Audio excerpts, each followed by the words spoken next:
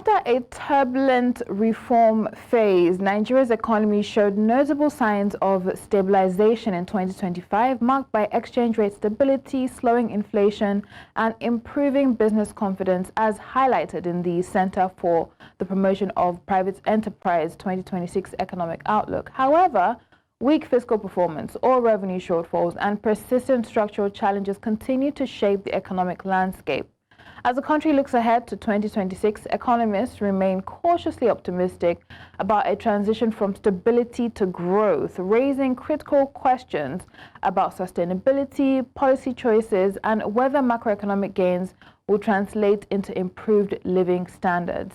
Muda Yusuf, CEO, Center for Promotion of Private Enterprise, joins me now. Good morning and compliments of the season to you. Good morning and compliments of the season to you too. Yes, and looking back at the year, I think from where we're standing, we can say we're looking back significantly. One of the highlights, or some of the highlights, exchange rate stability. That was one of the biggest wins this year. How fragile is this stability? What specific shocks could quickly reverse it in the year ahead?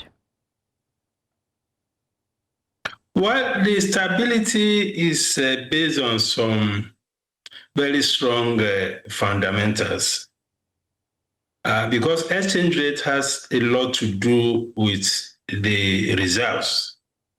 And our external reserve has, gone up significantly. I think it went as high as 47 billion US dollars, the highest we have seen in the last 5 or more years. So in terms of the economic fundamentals, I think we are on a very strong footing. In addition to that is the fact that the reform itself, because these reforms have been, introduced in a way, adopted in a way that they are not likely to be reversed. They are possibly not even reversible. So when you have this kind of fundamental reforms, it helps to reset the economy in some fundamental ways to ensure that most of the progress we have seen now are likely to be sustainable, because we are not likely to see a reversal of these reforms, which has created very sound economic fundamentals. Of course, there are still things to worry about the sustainability. We have issues of insecurity. We have issues of, the debt overhang. We have election coming up in 2026. A few downside risks. But in terms of the fundamentals are very strong, and I don't see any major disruption or any serious risk, right, to the outlook.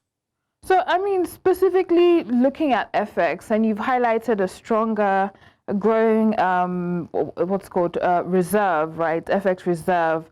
What has propped that figure, right? And looking at the obligations ahead, looking at the direction of oil prices, the global projections as well, even budgetary assumptions on oil prices and all of that.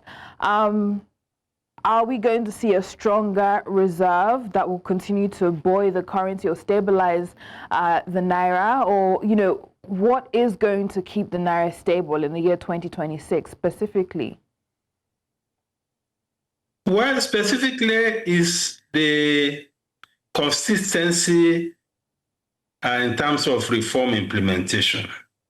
For as long as the government remains consistent with respect to these major economic reforms, that will continue to inspire confidence of investors, whether domestic or foreign. And that, to a large measure, will continue to ensure stability. Because the results we have seen are, yes, partly as a result of oil price and oil revenue, but largely as a result of the fact that the reform has stabilized the economy. The reforms had also inspired a lot of confidence, which has also led to an increase in autonomous inflows in terms of foreign exchange. So the non-oil inflows into the economy have been significant. We have seen an improvement in portfolio flows. We have seen an improvement in diaspora flows. We have seen an improvement in non-oil export proceeds. So all of these things are reflections or responses to the credibility of the economic reforms. And for as long as the economic reforms are intact, are not derailed, those outlook will continue to remain positive. Yes, there may be challenges as far as oil is concerned, and even in the last year, we didn't do quite well as far as oil price and oil output were concerned. In fact, when you look at the budget benchmark for 2025 and the oil price for 2025 benchmark, both oil output and oil price, you can see that we fell short significantly of those projections, and yet the economy still remains stable. The exchange rate still remains stable. So that means a lot is happening outside of the oil and gas sector. So that is why I believe that for as long as we stay on course, these reforms, and for as long as we also manage our fiscal side properly, because we have a few challenges on the fiscal side, I don't see any major cause for worry as far as the fundamentals of the economy is concerned in 2026. Okay. I mean, rather optimistic there. Let's come, to inflation. And inflation in the year 2025, we have some analysts who are seeing it as more political than economic, considering how it tells on the reality and the lived experience of Nigerians. But we've seen it ease significantly this year. Started off, of course, with the rebasing at the beginning of the year, but there's that disconnect. In the year 2026, do you see, some will say maybe it's a lag-on effect, right? It takes time for people to begin to feel the effects in the market as they go to the market. So do you see Nigerians actually feeling the benefit or the reduced inflation reflecting on the lived experiences of Nigerians in the year ahead? Well, even in the current year, I think people are beginning to experience some deceleration in prices. Apart from what the numbers are saying as far as inflation numbers are concerned, the reality is that some prices actually have been dropping in 2025. A bag of rice this time last year was over 100,000, 110, 120. This time, we are talking about 60,000, 65,000. In some cases, even less than that. And quite a number of prices have gone down, particularly food prices. And in some cases, even manufactured goods. Because a major driver of inflation or high prices is the exchange rate. And given what has happened to the exchange rate, we have seen some significant impact on prices. It may not have gone as low as we desire, but we must admit that some prices are already dropping. So it's not as if nothing is changing positively as far as prices are concerned, but they can be better. So again, my prognosis or my projection is that if we stay the course and if we also support those who are in production by addressing what you call structural issues in the economy. I'm talking of factors or variables that impact on the cost of doing business, cost of production, cost of transportation, insecurity. If we're able to also work more on that, then we are likely to see a lot more impact, beyond the impact that is coming out or that is being driven by the macroeconomic stability. You also need to see impact driven by structural reforms, improvement in the structural environment. So our expectation is that if the government commits more to improving the structural environment of business, then the impact will be felt even more in 2026. Okay. We look forward to seeing exactly, that impact being felt, the drastic reduction in inflation, also being a drastic improvement in the cost of living, somewhat of the everyday Nigerian. But you spoke earlier, we touched briefly on oil revenues and how, we are seeing that diversification more and more when it comes to earnings from non-oil. So given that repeated oil revenue underperformance, where should Nigeria focus in the year 2026 when to make up for that shortfall? Well, already there are indications that the non-oil sector is performing very well. First of all, we look at the GDP. The non-oil sector accounts for about 96% of GDP. So you can see the dominance of the non-oil sector as far as the economic output is concerned. And even with respect to revenue, if you look at the FAC accounts, that is the Federal Allocation Committee accounts, you will see that the performance of non-oil revenue has also improved dramatically, particularly the company income tax and VAT, also related to that education tax and all other related tax revenue. So the tax revenue from non-oil sector has also been improving. And it's a reflection of the fact that quite a number of the taxpayers in the corporate world are also recovering from the shocks of the reforms. Because the performance of many of them, I'm talking of the business community now, particularly those in the corporate world, the performance in 2025 was much better than the performance in 2024. And this has also reflected in the tax revenue that they have paid in terms of company tax and particularly value-added tax. So already we are beginning to see a shift in terms of the diversification of our revenue base, apart from the fact that the GDP itself is already fully driven by the non-oil sector. But the revenue too, the non-oil sector is also coming up strongly. So what we are yet to see is the impact of that, of the non-oil sector performance on foreign exchange earnings. Because right now, the oil sector is still dominant as far as foreign exchange is concerned. So, and that has to do with the competitiveness of the non-oil sector. And that again has to do with the structural issues which I identified earlier. So quite a lot that needs to be done going forward.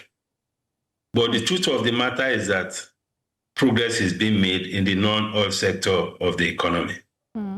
And hopefully that progress is sustained. We see renewed momentum in the year ahead.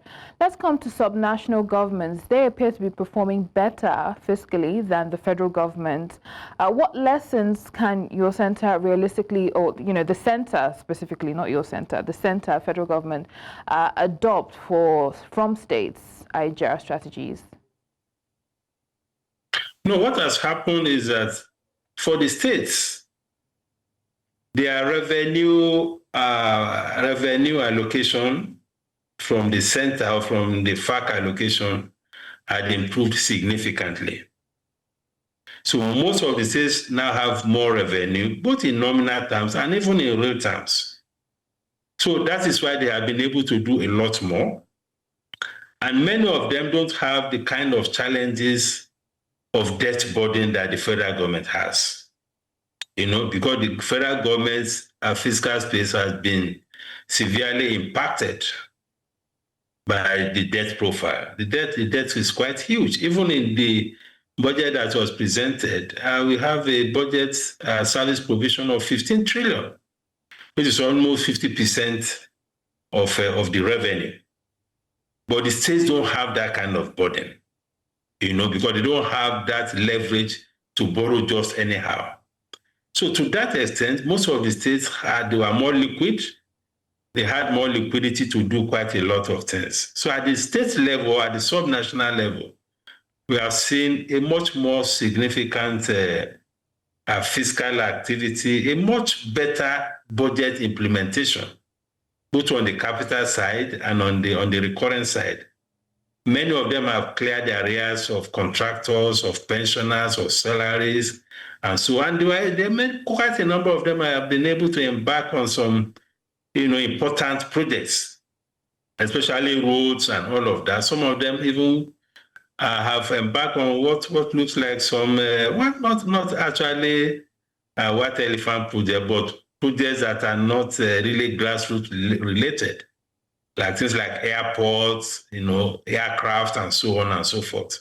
It's a reflection of the buoyancy of the states. So the states have done fairly well on the back of the fact that the reform has led to an improved revenue, for the subnationals and even for the local government. So that is why some of us feel that, when we talk about economic development, impact of government on the cost of living, impact on business and all of that, we should also be focusing on the subnationals. Because they also have resources that they're expending. So we need to also engage them. We need to also demand accountability from them when it comes to issues of the impact, of this reform on the citizens, because the states are also major beneficiaries of the reform. And that benefits must also trickle down, to the citizens at the level of the subnationals. So both the subnationals and the federal need to collaborate better together, coordinate better together to ensure that the ordinary people feel the impact a lot more, of the benefits of the reform. Indeed. And looking at services apparently is driving over half of GDP growth. How sustainable do you see this model being without stronger manufacturing and industrial expansion? Well, what we desire as a country is that we should see more production. For instance, the GDP performance in Q3 of manufacturing sector was just about 1.25%, which is extremely very low. Agricultural sector performance was about 3.7% or thereabouts. So the thing to worry about is that we need to improve productivity in the real sector of the economy, because the economic resilience is dependent to a large extent on what happens as far as production is concerned. Because if you don't produce enough, that means that you have to be more import dependent. You have challenges with job creation and so on and so forth. So we need to do a lot more to ensure that the real sector of the economy, which is related a lot more to things that relate to production, perform better in 2026. And again, I go back to the issue of the structural constraints that the real sector is facing. So we need to address more quickly and more urgently the issue of power supply, the issue of connectivity, the issue of the roads, the issue of our railway system, and the issues of insecurity. All of these are critical, to boosting productivity in the real sector of the economy, because you need that to ensure that the economy is more resilient, to ensure that we're able to create more jobs, to ensure that we even have better economic security. That is not to diminish the role of the service sector. The service sector, too, has a lot to have been contributing a lot to job creation. We see what has been happening in the entertainment sector, in ICT, in financial services, in tourism, hospitality, sports. So many areas in the even in real estate, in construction. Quite a lot has been happening in the services sector space.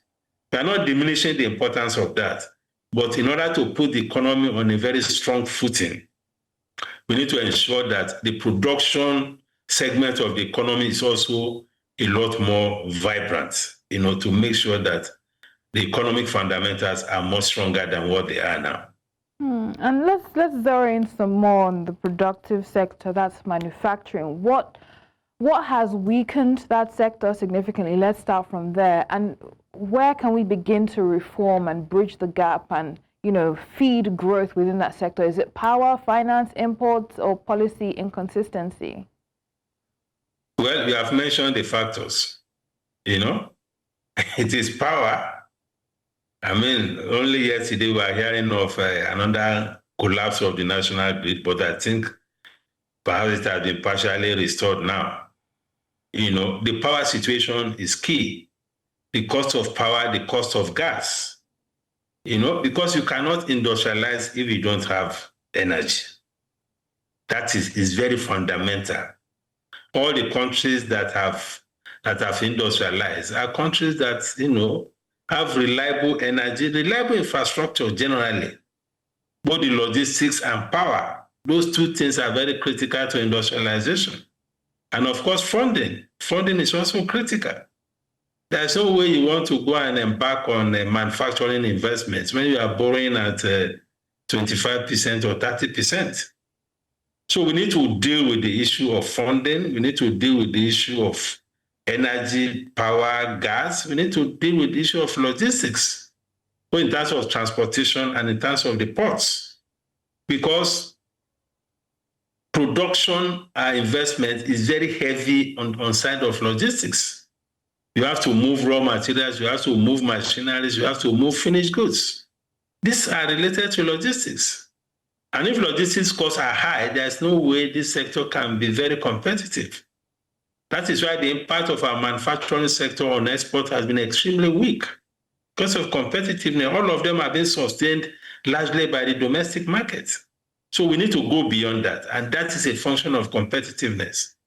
So it's about competitiveness. It's about addressing the structural issues impacting competitiveness in manufacturing. It's also about ensuring that our manufacturing sector is less import dependent. We need to strengthen our backward integration model as far as the manufacturing sector is concerned. And this will require a lot more support for what we call the heavy industries, the core industries, like the iron and steel industry, like the petrochemical industries, like the aluminum smelter industries, things like that. Those are the things we need, to ensure that our manufacturing sector is less import dependent. And we also need to strengthen our agricultural sector so that the agro-allied component of industries can also do better. Again, this has a lot to do with issues of insecurity, because most of their raw materials are agro-based, and most of these agro-based raw materials are coming from the northern part of the country. So insecurity is also impacting on productivity in manufacturing. So you can see the interrelatedness or interconnectivity between the various variables that impact on the manufacturing sector. So those are the things that we need to do. Some of them are really heavy lifting that will require the federal government working in conjunction with the states to be able to address. Mm-hmm. And hopefully we see just that happen. The outlook that was published by the CPPE suggests, there's room for monetary easing in 2026. How should the central bank balance rate cuts alongside the risk of reigniting inflation or currency pressures? Well, the monetary policy tightening is a function of inflation, because the CBN has said repeatedly that their primary function is price stability. That's the primary objective. So, and for as long as we have issues with inflation, the CBN will continue to tighten monetary policy. But now that inflation is easing, the prognosis or the projection is that we are likely to see monetary easing going into 2026. And if we see that, of course, that will impact on growth, because we have done well in terms of the stabilization phase of the economy. But we should now be moving towards, the growth phase of the economy. Yeah, but and you need low interest rates to be able to drive that. From what we've seen this year, we haven't seen the CBN move its rate position as much, as significantly as inflation has dropped. December 2024, the inflation was at 34.8%. Last reading, 14.45%. But we've only cut rates by 50 basis points once this year, 2025. So what guarantees do we have that whatever direction inflation goes, and it's projected to be downward, per single digits perhaps, what guarantees do we have that CBN will move in line with that? There are those who have said that they're looking at the month-on-month inflation and that isn't actually getting better. What are your thoughts on that? No, you see, the CBN is only being cautious. The CBN takes its time. It doesn't rush into taking decision on rates. It's a very, very cautious central bank. But for as long as you have this deceleration sustained, invariably there will be a further cuts in interest rates. Because the CBN is not just looking at domestic variables. Sometimes they look at even global variables. They look at what is likely to happen to oil price. They look at what is likely to happen to even financial flows globally. So there are both domestic variables and also, global variables that impact on the decision of the central bank. But the central bank is generally very, very cautious, and you can't blame them for that. But I'm optimistic that if we sustain the current trend of inflation deceleration, we are likely to see much more significant reduction in rates, in 2026. And we see that we are likely to see a lot more impact on investment. All right. I guess time will have to tell. But thank you so much for your perspective and projections for the year ahead. Muda Yusuf, CEO, Center for the Promotion of Private Enterprise. Dr. Muda Yusuf, thank you. Thank you very much. Thanks for having me. And Happy New Year in advance to you and to all our viewers. Same to you, sir.